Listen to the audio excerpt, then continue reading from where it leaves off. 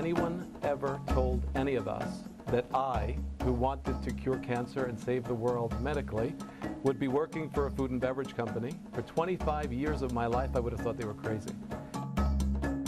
Over 1.2 billion people can't go to a tap anywhere, in their house, in their school, anywhere, and get safe drinking water out of that tap.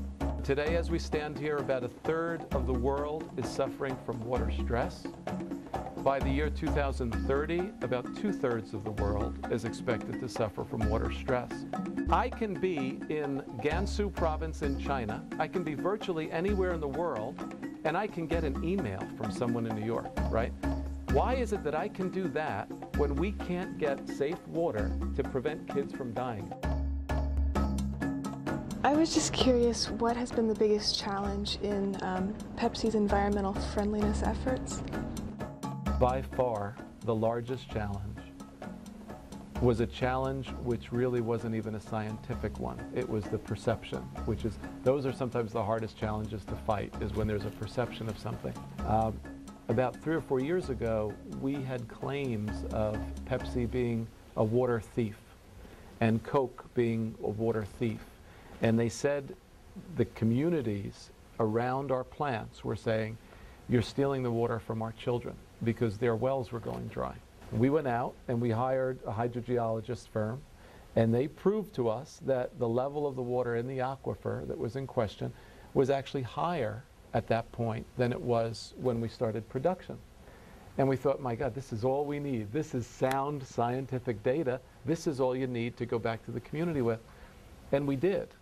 What we completely neglected was the community reality. So even though, from a hydrogeologic perspective, we weren't stealing the water because we, in fact, were tapping a much deeper aquifer, what we didn't realize was that the communities don't tap deep aquifers.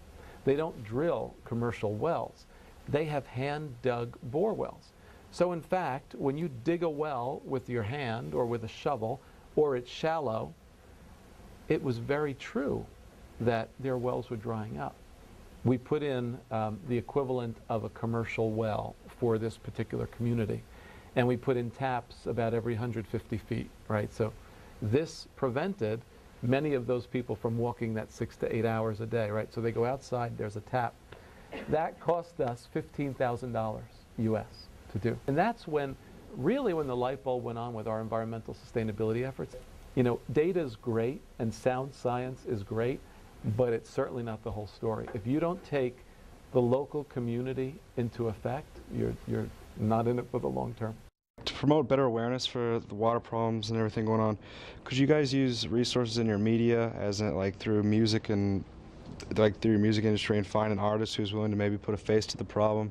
We did use Matt Damon. I know he's not a musician, but he actually was used in some print ads for us for Ethos Water, which is a socially responsible water where a nickel from every bottle that's sold goes to Africa projects to kind of help get safe water. So he was kind of part of that whole process. And when he got to see firsthand the abject water scarcity that communities across Africa experience, he said, how could I be a celebrity and how could I have all of this money and not do something about that? So he formed H2O Africa.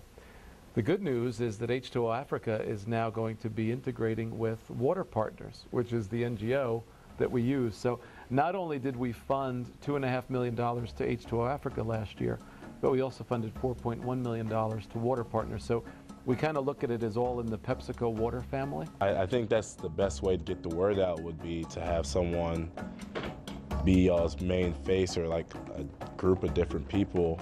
And it'd be good if like we actually saw those people like in those places that had water shortages, like, you know, just out there like helping out. And then it's like, man, they really do care. They're out, not only are they talking about it, you know, they're out there actually trying to help out. You know, maybe I should try and do something. If they can try, I can try, you know. So.